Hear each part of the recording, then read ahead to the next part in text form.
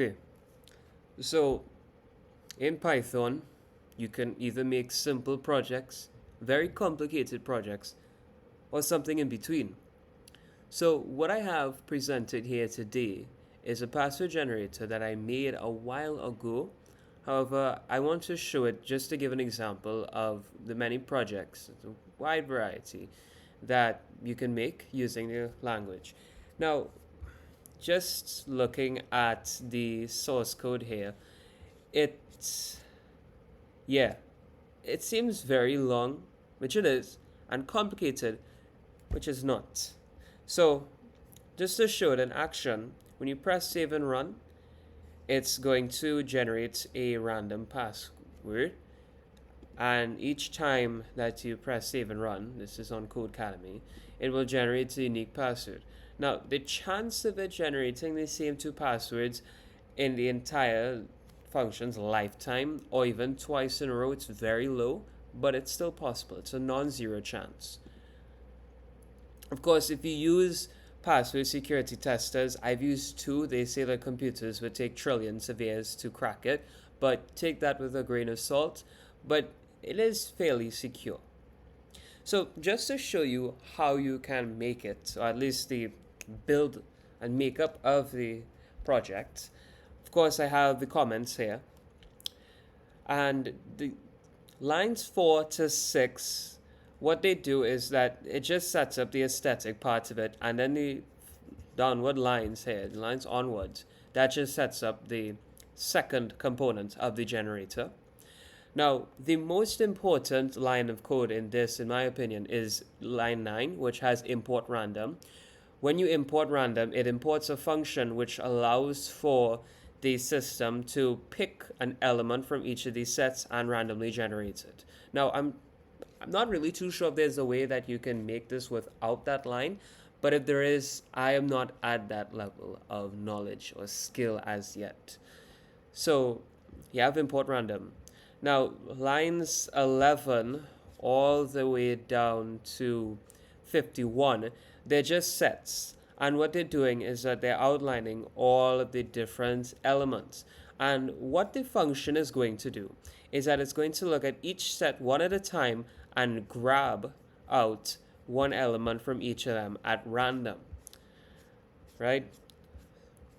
Line 54 all the way down to 96 is something known as a function block. Now, at least I call it a function block, and it also uses if, elif, and then commands, which you would learn about in one of your first lessons in Python if you use varied sources to learn. So you start off by having define my function and selection 1, and I'll explain selection 1 and all other selections just now. So in selection 1, you have letters 1, letters 2, letters 3, which would have been the above sets here.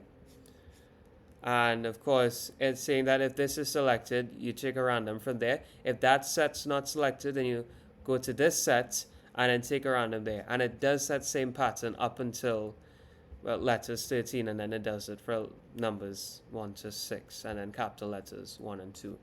Now, technically speaking, that is the entire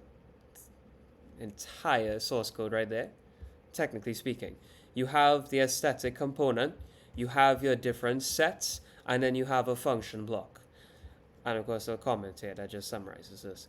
Now, the rest of the source code is this and that. So that's lines 54 to 101 repeated. And the idea is we have a password here, and it has 1, 2, 3, 4, 5, 6, 7, 8, 9, 10, 11, 12, 13 different slots. And in each slot, you can choose whether the system will be picking from a set of common letters, capital letters, or numbers. So you can customize, and you will customize the set of selection here. So if I wanted selection or slot 1 to choose from the sets of numbers, then I can just say either numbers 1, 2, 3, 4, 5, or 6. Now, you can have it choosing from, you can have slot 1 choosing from numbers 1, the set of numbers 1, and then slot 2 also choosing from that same set. But I set it up where that wasn't really the case, right? So yes, you have your password here has 13 individual slots, and for each slot you can choose whether the system refers to a set of common letters, capital letters, or numbers for each of them. So I customized it where for selection 1 or slot 1, I chose from a set of common letters.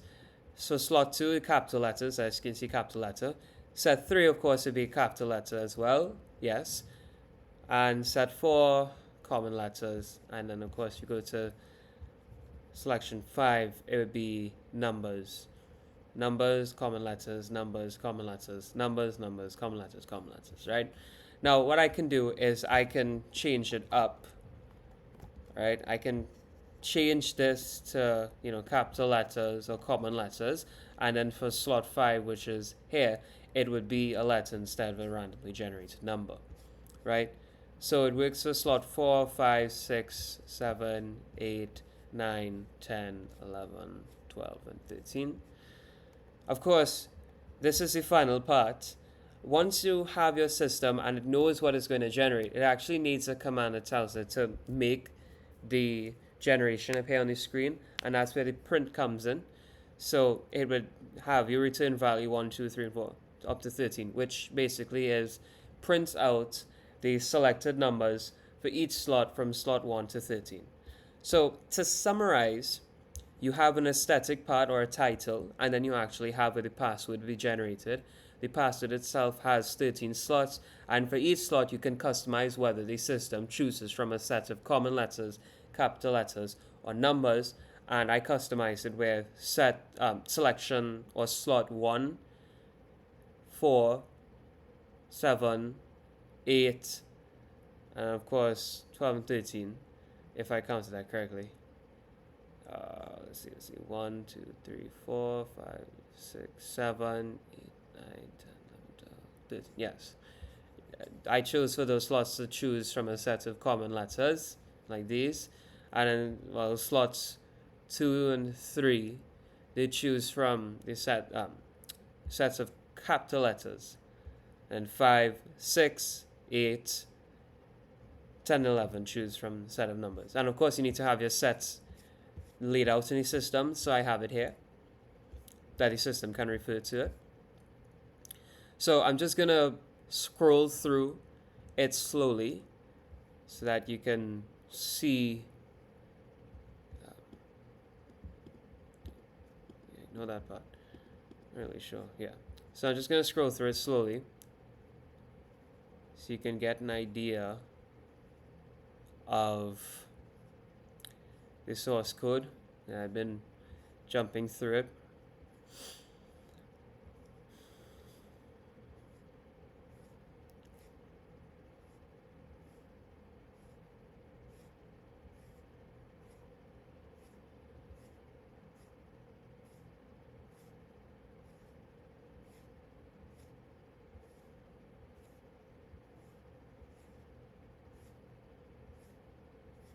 Now, once I had finished the function block for slot 1, and of course the comment here, I just copied and pasted it for the other slots, and I would have just replaced the number here with, instead of 1, 2, 3, 4 onwards, and of course here with the respective number, and then inserted here which set I wanted that slot to pull a random element from.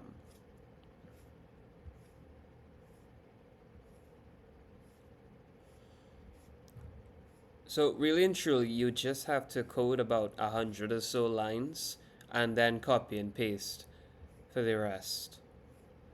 So it's 100 and so lines worth of code, and well, the rest is just copy and paste. So no, it's not as much as you think. I didn't manually code 729 lines of code. So yeah, that is the password generator. Just to show you here.